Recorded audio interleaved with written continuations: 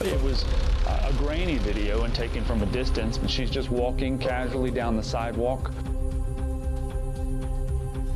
So rare for someone to go missing in today's day and age and there be no sign of life. I literally texted her. I was like, girl, you better not be dead. I was very scared. The Life 360 applications show very precisely that after walking in one direction, she immediately was in a vehicle traveling at 40 miles an hour in the opposite direction. We thought the worst for several days, several weeks, and several months. Still no signs of life for her till we got a call in early February from a man who had located remains in a wooded area. The bones are scattered. She had long fingernails with black nail polish on, and they find one of those nails with the black nail polish. We're going to begin tonight with breaking news. We can now confirm the remains of 16-year-old Susana Morales have been found. When reality set in and it was her, it sucked. One of the police officers stumbles upon a firearm that's in the woods. We ran the serial number and it returned as stolen. There was no way the gun and Susana's case were not connected. At that point, her case went from a missing person to a homicide. Your wife is in a bar. You said she's unresponsive. This is what he's going to tell you. How to get out of that situation. And I grabbed the gun. Trying to find the first place to put a body. No, sir. The only thing they could do was kill him. You want to say anything? We, the jury, and to find the defendant.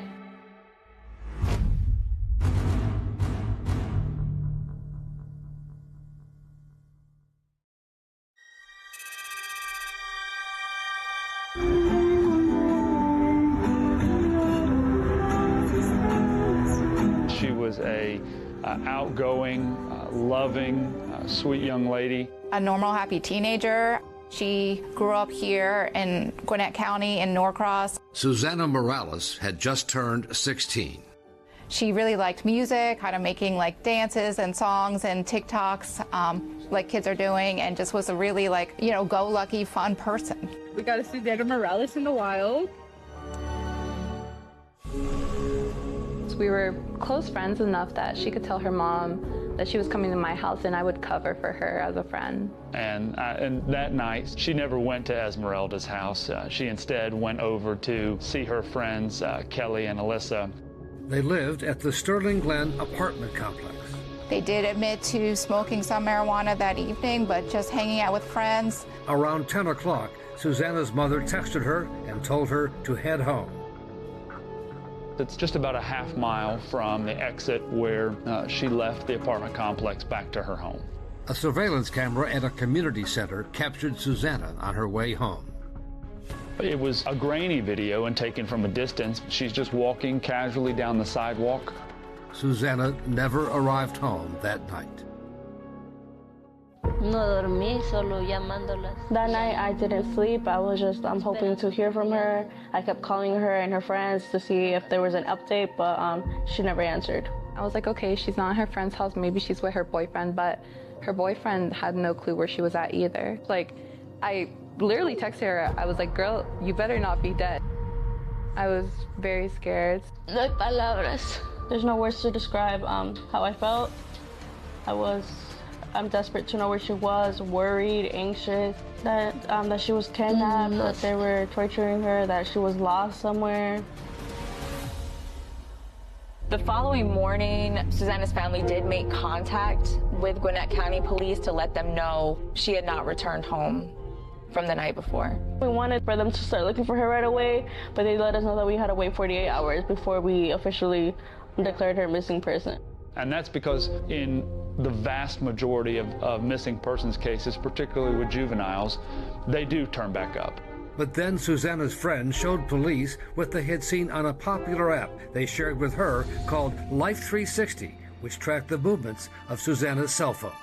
The Life 360 applications show very precisely that after walking in one direction, she immediately was in a vehicle traveling at 40 miles an hour in the opposite direction away from her apartment. A couple moments later, a crash alert is sent, which we believe was when her phone was thrown out of the vehicle. And then after that, there was no more movement. That piece of evidence really made the police department believe that something more was involved here, that it was potentially that she was had been taken. And it's so rare for someone to go missing in today's day and age and there be no sign of life. Susanna is a beautiful young girl, and I just began thinking the worst of the worst. Everyone was extremely concerned, so they quickly ruled out any suspects of family, friends, or the boyfriend at that point.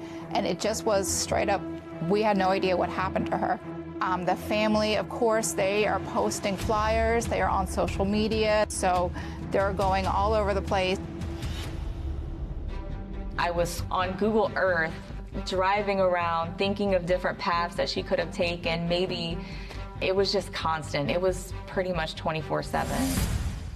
This Friday, her family and friends are planning another walk with the posters and the missing person signs, hoping it'll bring her back home. As you can see here, she was last seen wearing a yellow tank top and light-colored jeans. We thought the worst for several days, several weeks, and several months.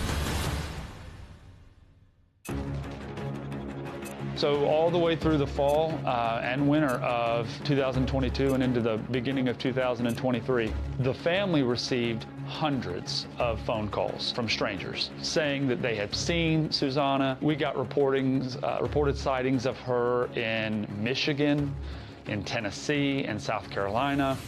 I even went to North Carolina one time because they said that they saw her eating from a trash can, but it turned out to not be true. Family received extortion calls from Mexico, from other places, saying they had Susanna, that they had taken her, and that they would give her back for a couple $1,000s. None that turned out to be true, no. It was a traumatizing experience. They went through almost 7 months of absolute hell. It's one thing to know that your child is dead. It's another to hold out hope that maybe she'll come back, maybe she'll turn up. Still no signs of life for her until we got a call in early February from a man who had located remains in a wooded area. Some 30 miles north from where Susanna was last seen alive. How you doing? That way, a little walk. Sure. It was so far from where she was reported missing that I still didn't want to believe it. I'm like, oh, I hope this isn't Susanna. Oh, man, like I said, it's been here for a while, and there's more. I walked straight that way. The bones are scattered. We see some partial hair. She had long fingernails with black nail polish on, and they find one of those nails with the black nail polish. When reality set in and it was her, it sucked. We're going to begin tonight with breaking news. We can now confirm the remains of 16-year-old Susanna Morales have been found. Detectives are still investigating the manner and the cause of her death. They came to our house and let us know that they had found her remains. I never thought I would hear those words. We were just hoping that she was somewhere safe. That wasn't our case. At that point, her case went from a missing person to a homicide. We found absolutely no traces of any clothing, fibers, shoes. The fact that she was not clothed immediately made us consider that there had been a sexual assault involved as well. Police returned to the scene the next day for a full search of the area. While they're doing that grid search, one of the police officers stumbles upon a firearm that's in the woods. A Glock 19 semi-automatic pistol that was near to her body, probably within 50 yards or so to her body. We ran the serial number and it returned as stolen. This was a big lead at that point. It was reported stolen the night that Susanna went missing from the same complex, Sterling Glen Apartments. There was no way the gun and Susanna's case were not connected.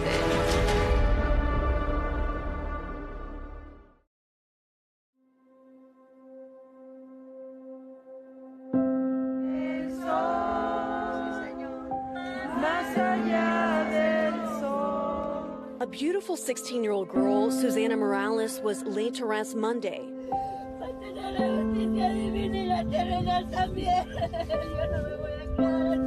It was a bittersweet feeling. There was a lot of tears. We were just glad that we could say our goodbyes. Even though at that time, we still had absolutely no clue exactly what happened to her.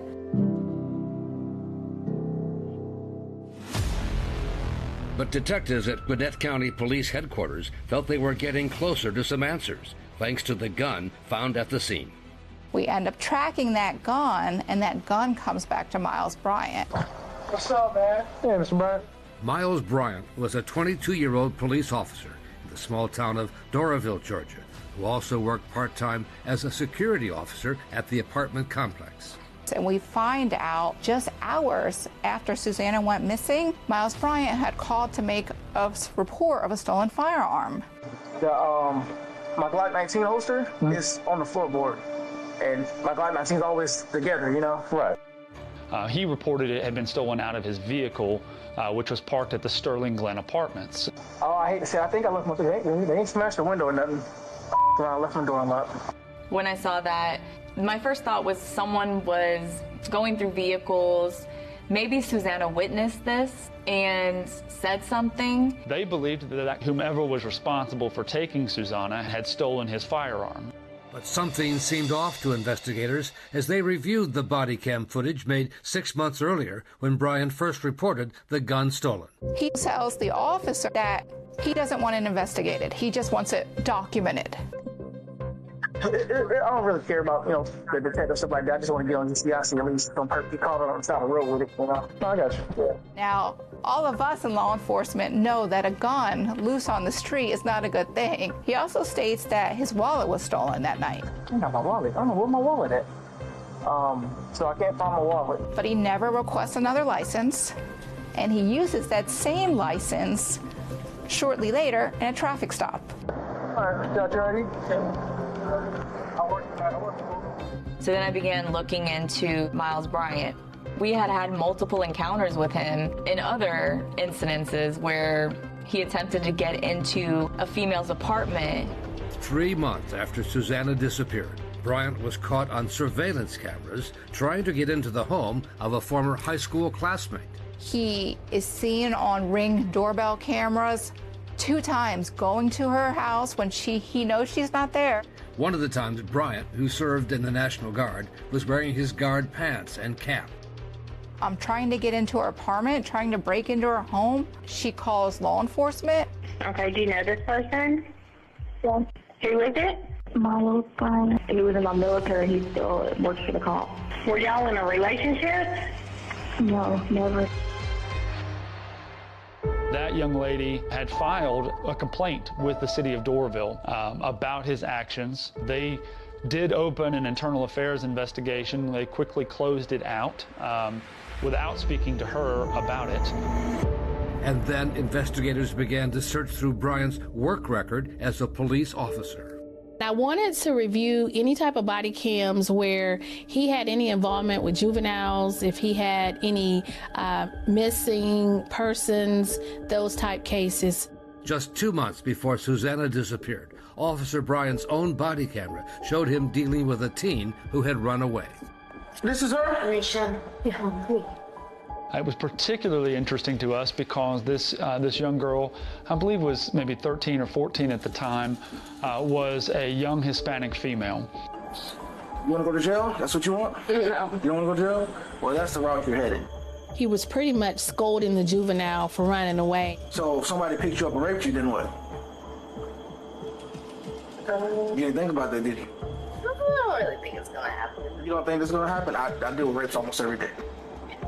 And he was telling this juvenile that what would you do if someone like my size were to kidnap you, rape you, and dump you in the woods. People are my size, big, and just come snatch you up. You can scream, you can shout all you want. They're going to throw you in the back of the van. They're going to take you when your parents never see you again. And there's nothing you can do. You can't fight it.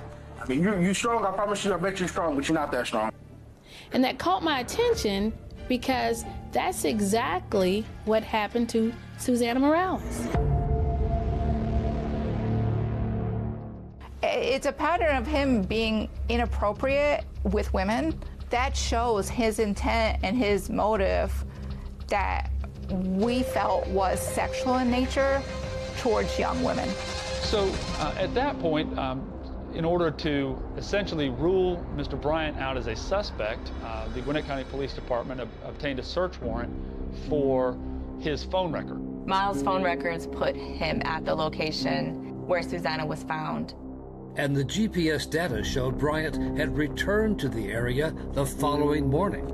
So the fact that he went back out there in the morning means to me that he was trying to find his gun again. He couldn't find it. He freaked out, came back home, called police, and reported it as stolen. Because he's law enforcement, first thought is that he's not involved. But the more that they keep digging, the more it comes back that clearly he is. So now, detectives wanted to bring Bryant in for questioning without making him think he was a suspect.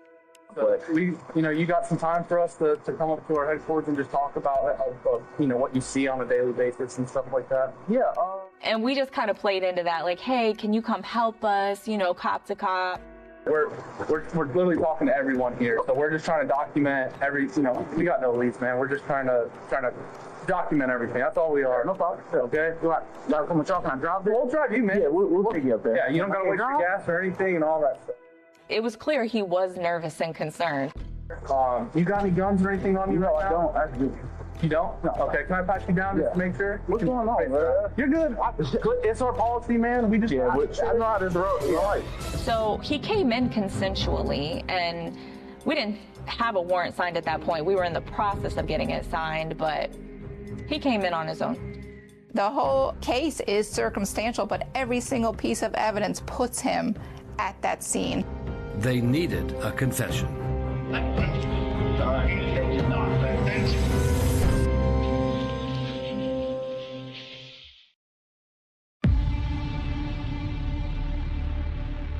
Again, I'm the lead on the Susanna Morales, and I actually saw the next day, like, someone broke into your car. Yeah.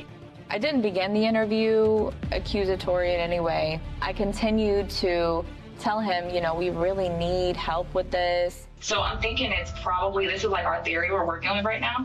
We're thinking it's probably going to be related because it was kind of the same night. Like the person who probably did that to you may know something. I wanted to get him comfortable and locked into a story about what he did that night without him having any knowledge of what we already had. So I know that your gun was stolen. Do you know if it was located or anything yet? No, I already did. I haven't run it yet. Okay. All right, so your gun. I want to check that really quick to see if it was found. Plus, so we can get it back for you. I wanted to let him think that I believed he was this upstanding person. He was a soldier. He was a police officer. He was a good man. And then I let him know, we have found your gun.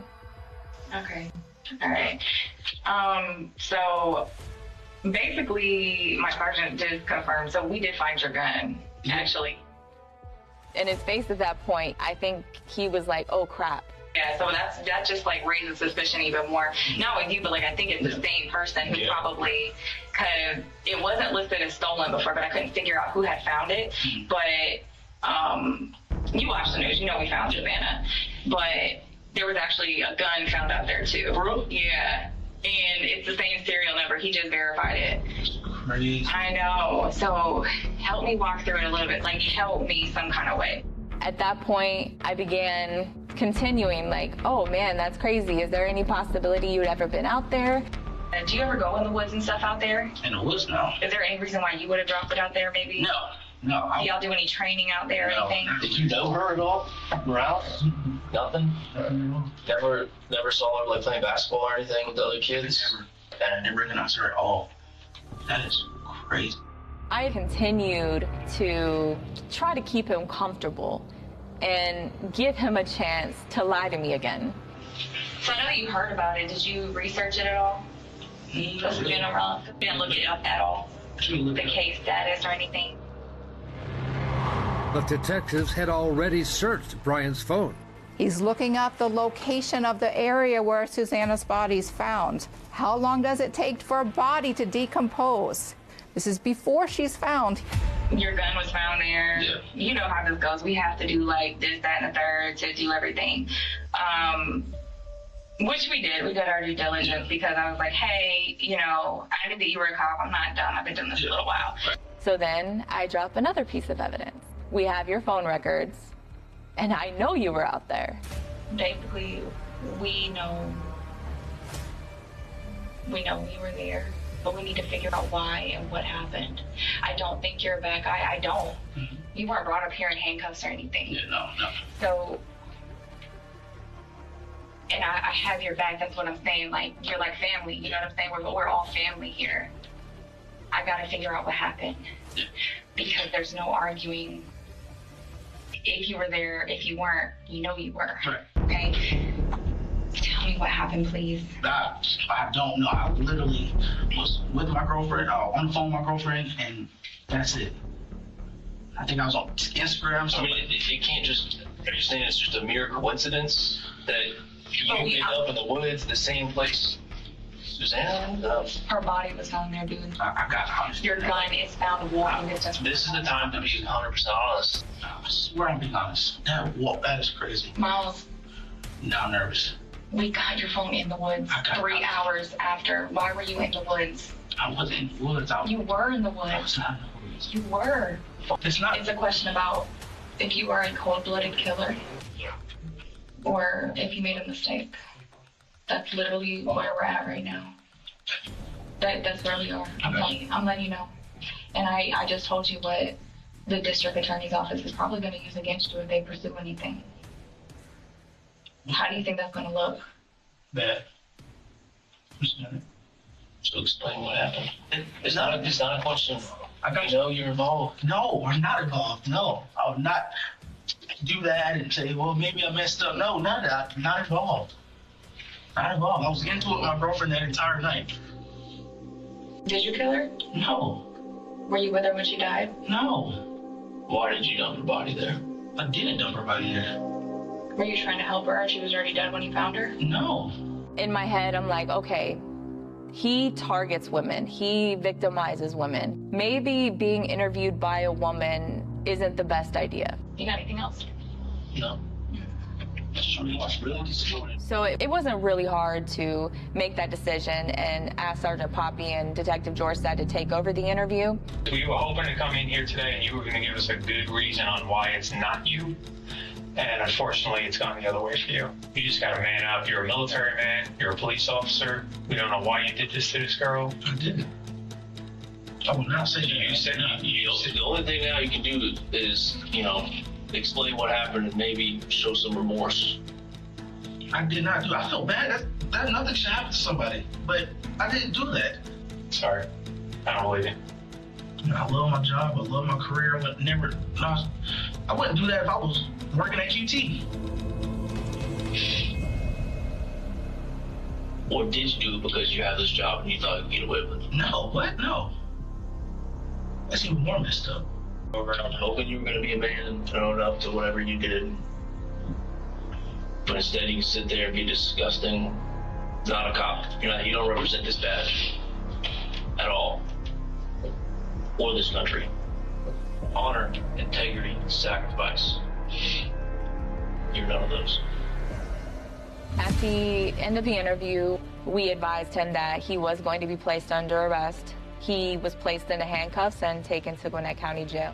Just in tonight, a Gwinnett County grand jury indicted Miles Bryant on malice murder charges for the death of Susana Morales last summer. We believe he overpowered her, raped her, killed her, and dumped her body. He's an evil person and sexually deviant person who was looking for a target, and sadly, Susanna was easy prey for him. This type of crime at the hand of a law enforcement officer evokes anger, even within the ranks of this agency. I couldn't really believe it, honestly. I couldn't believe that an officer would do it. I couldn't believe anyone could do this, but let alone an officer.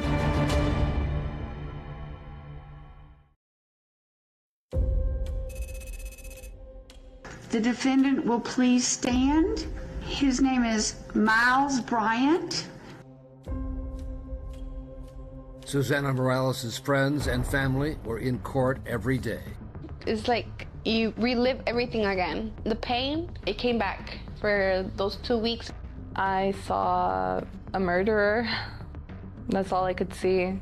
He killed my best friend. He was supposed to serve and protect. Worked as a police officer for the City of Doraville Police Department. But he didn't do any of those things. Instead, he abused the law. And he used his badge and he used his position to satisfy his own sexual desires. He is a cop who turned into a killer. His victim, 16-year-old Susana Morales. But prosecutors knew the case was no slam dunk. The medical examiner was unable to conclude a cause of death. And that is going to be a significant issue that the defense is going to argue. That you cannot find Mr. Bryant guilty of murder because there is no cause of death. And the only reason we didn't have that is because of the actions of Miles. He took that body and dumped poor Susana in those woods. You know, that body is out there not only decomposing, but the elements are there pretty much destroying and washing away any chance of DNA or physical evidence for us to have.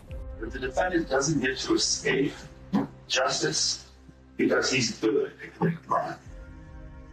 Because he's good at covering his tracks. He doesn't get to escape justice. Does the defense wish to make an opening statement? Yes. All right, Ms. Drake. It is a tragedy what happened to Susana Morales. She's a beautiful young lady. Makes me very upset at Mr. Bryant. But you don't have to like my client. And in fact, at the conclusion of this trial, you're going to think that he is the most callous, uncaring coward that you have ever seen. However, he is not guilty of the murder or felony murder in this particular case. Their strategy was to admit that he was a bad guy, but that he didn't kill her. And you're going to hear from Miles Bryant. He's going to explain to you exactly what happened. We were excited because he has never told us why he did this. And so throughout the trial, we're waiting for him to take the stand.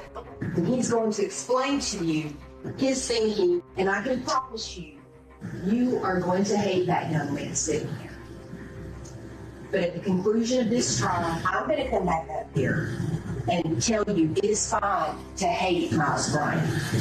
You can hate him all you want. However, I'm going to ask you to return a verdict that holds him accountable for his actions. But it's not murder, it's not felony murder, it's not kidnapping, and it's not criminal intent to commit a rape. But the defense was not going to contest the charge of concealing the death of Susana. And would you please tell the jury who Susana is to you? Ahora el jurado, ¿quién es Susana para usted? Mi hija. My daughter. Can you tell us a little bit about Susana? ¿Puede decir un poco acerca de Susana? Es muy alegre, sonriente. Very joyful, always smiling. I put her family and her friends on the stand first. I believed very strongly that his lawyer would try to argue that this was an overdose. Her friends were very forthcoming that they had smoked marijuana that night and that they had smoked regularly before that night. Do you know how often that Susana would smoke marijuana? ¿Sabe qué tan seguido Susana fumaba marihuana? Only when she would go see her friends, and she did it once at home, and then another time I found it in her shoe hidden. I got to her for that. How long was it from when Susana disappeared to when the police found her body? Casi 7 meses. Almost 7 months. What went through your mind at that moment when you heard? ¿Qué pasó por su mente en ese momento cuando escuchó? No quería eso.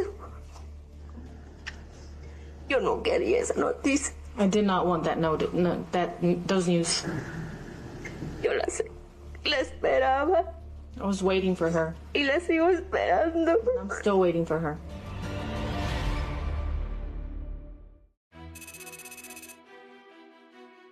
My name is Lieutenant Xavier Maurice Biggers, badge 1059. Lieutenant Xavier Biggers became close to Susanna's family after he was assigned to her missing persons case. Just for me, the anguish and the sadness and the that the mother posed, I'm sorry, I apologize, sorry. But Lieutenant, would you like some water? I was surprised by Lieutenant Biggers. I've never seen him emotional like that. I have a daughter the same age, and my wife is Hispanic, and it really touched me that I felt that it was my duty to try to find her. I actually neglected my family because I made sure that I went hunting for her, and it meant a lot to me. Police officers are human too, and especially after we saw Miles Bryant, who abused the badge, to see the opposite, that there are amazing cops out there who love and will do whatever they can to help, and that's Lieutenant Biggers. And it added to the expectation that Miles Bryant would take the stand.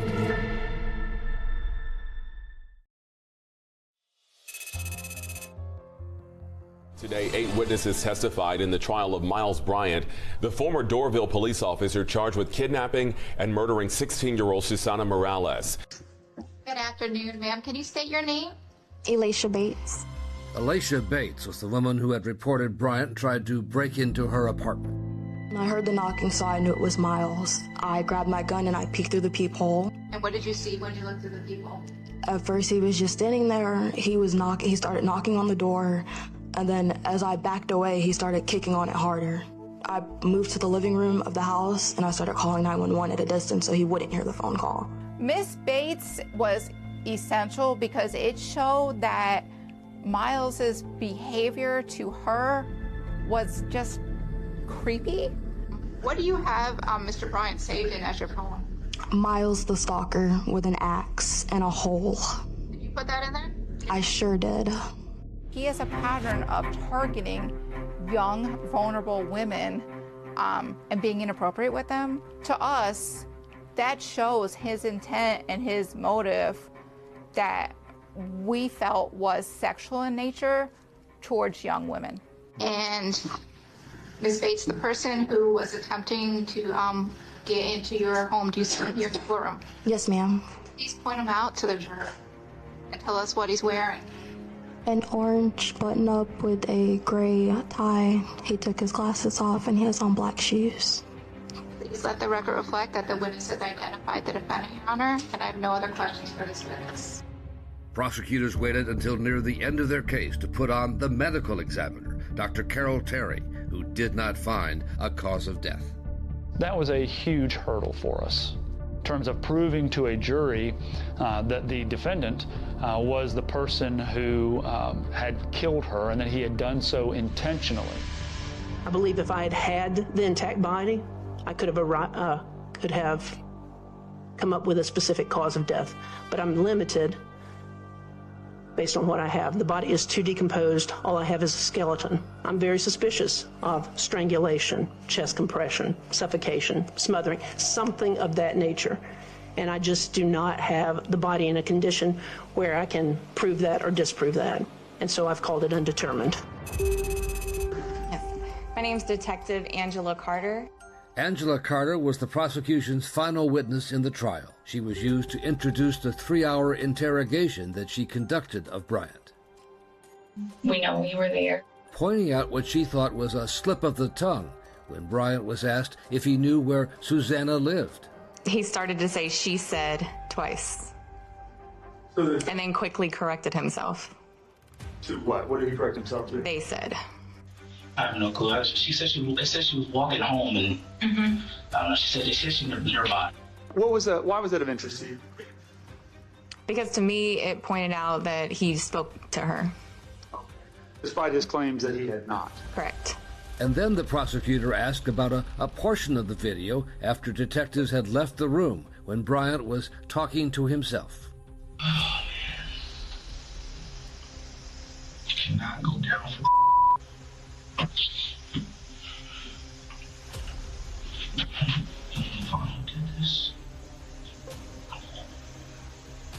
I'm gonna find out who did this, and I cannot go down for this.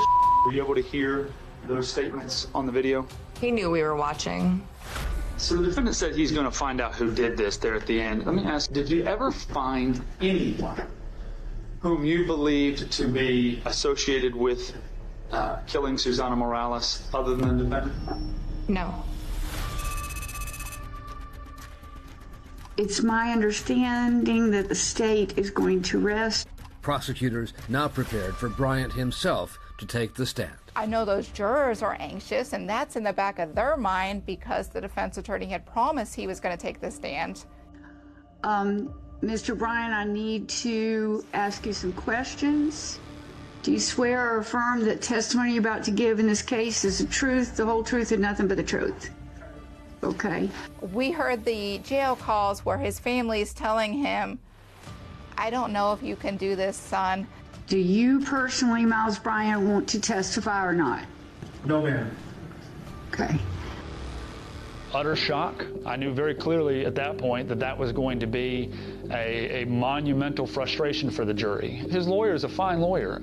She was stuck with what her client did to her, which was promise to testify and then go back on that promise. The case would go to the jury the next day after closing arguments.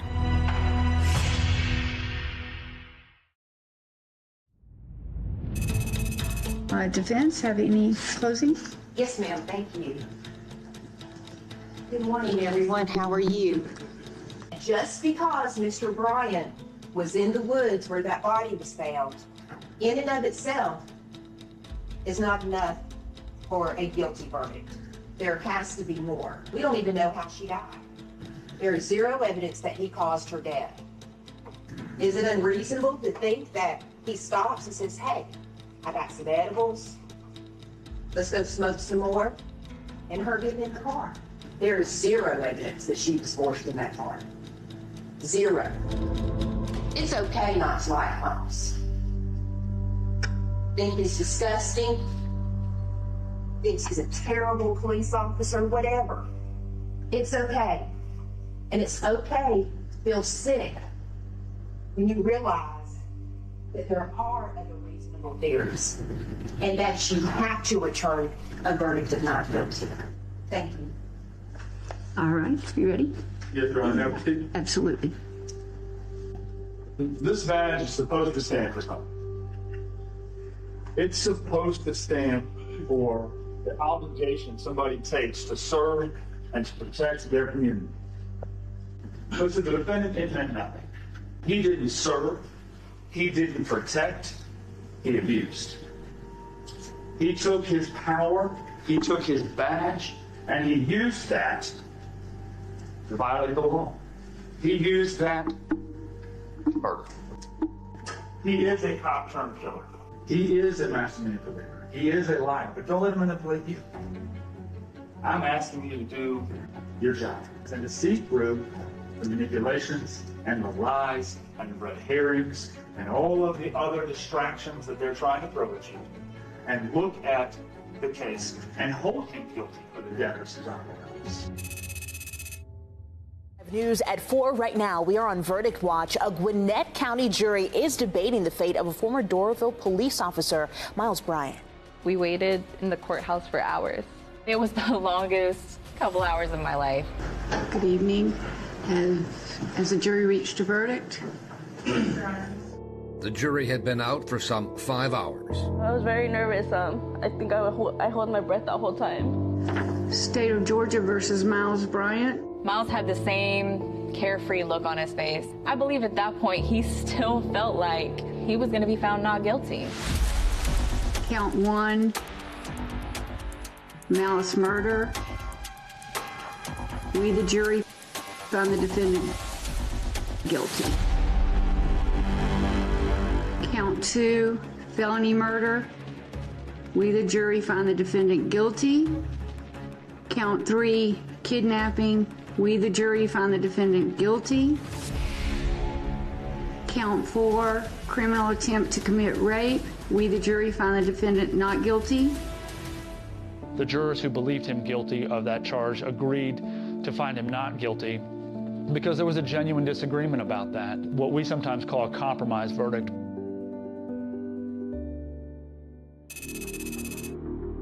I'd first like to call up Ms. Jasmine Perez. All he ever wanted was justice for what happened to her.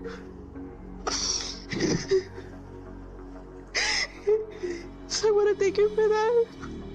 Nothing will ever bring her back to this day. I still hope that I'll see her again. Sorry. There's nothing to be sorry about. Seeing my mom devastated every single day, not knowing what could happen to my sister, was very, very disappointing, devastating. Cada noche yo no puedo dormir sin pensar en ella. Every night I can't sleep without thinking of her. I felt some type of peace because I promised my daughter that I would get justice for her. That's why we asked the judge to give him life in prison. Mr. Bryant, do you want to say anything? Go ahead. No, you can sleep there. I just want to apologize to everybody and to the victim's family. Sorry. That's it. He stood up and apologized.